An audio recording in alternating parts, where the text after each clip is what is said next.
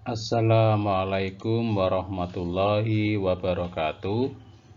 Kali ini saya akan menjelaskan tentang metode selecting variable Buckingham dalam mata kuliah analisis dimensi dan data eksperimen.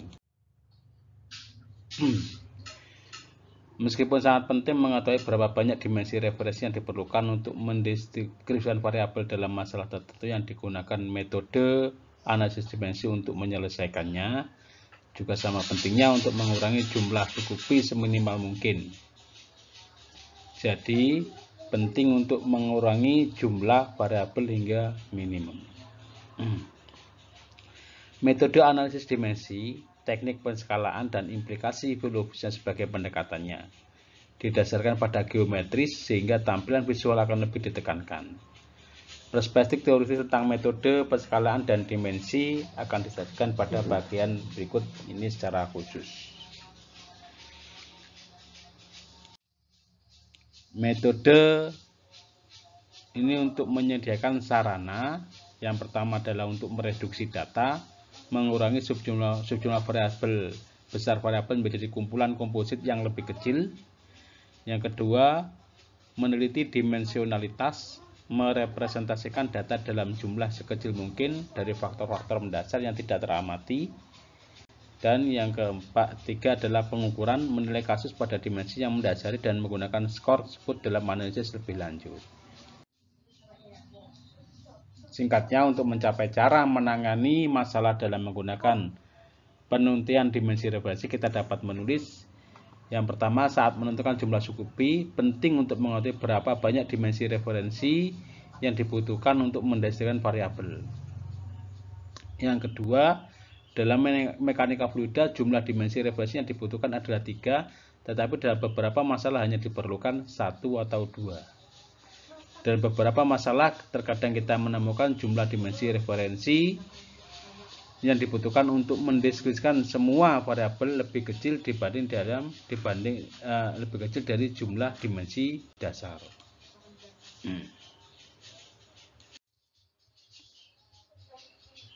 Problem 1.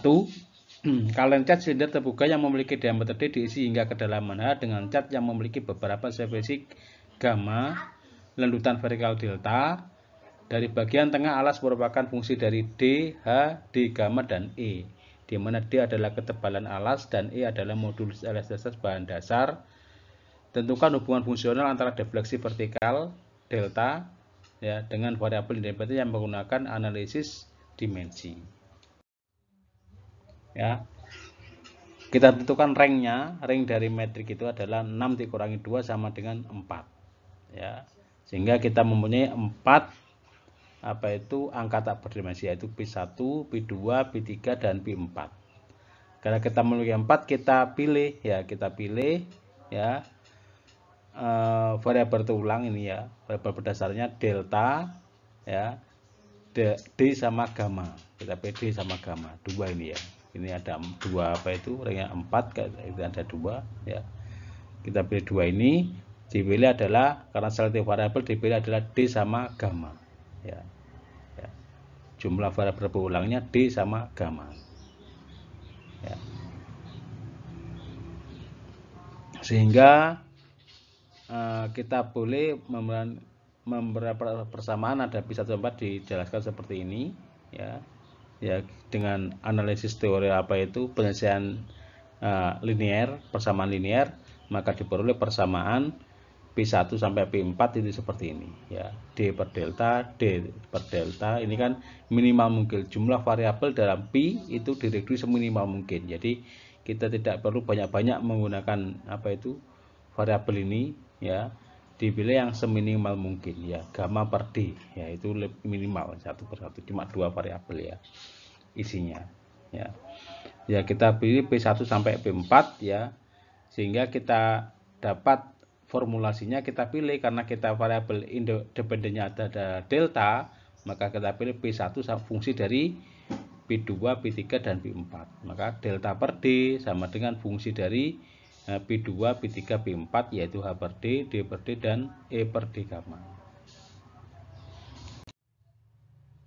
Nah, problem 2. Tentukan dimensi referensi dari persamaan fluida berikut, di mana variabel terkaitnya dengan aliran diperkirakan sebagai delta H, D, gamma, dan toma. Ya, yang ini tegangan permukaan.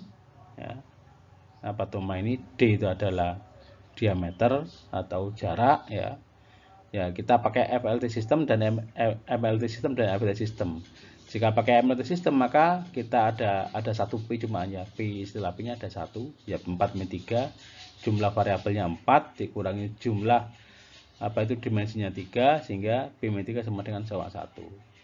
Kalau kita menggunakan sistem FLT ya istilah P-nya 4-2 sama dengan 2 ya. Maka untuk yang ini ya maka kita pilih yang FLT system. Ya, kita FLT system yang ini yang terbesar, bitermnya yang terbesar. Jika ini cuma 1 ini 2 maka kita pilih yang ini yang terbesar supaya bisa mereduksi variabel P-nya itu adalah seminimal mungkin, maka P istilah P-nya, jumlah P-nya sebanyak mungkin. Ya, ini diperoleh 2.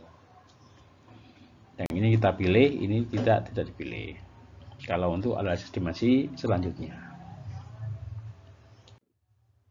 Ya, ini untuk tugas ya, tugas untuk dikerjakan dalam praktek ya.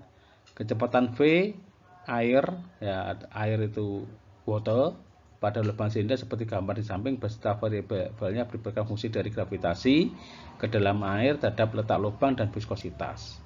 Tentukan hubungan fungsional antara kecepatan V dan variabel independen menggunakan analisis dimensi. Ya, gunakan metode selecting variabel. Ya, selecting variabel, hitung ringnya, kemudian nanti dipilih ya, terserah dipilih yang variabel yang paling sederhana ya, paling sederhana ya.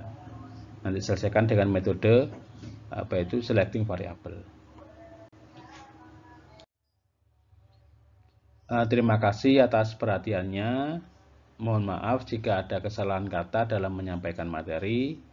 Saya tutup. Wassalamualaikum warahmatullahi wabarakatuh.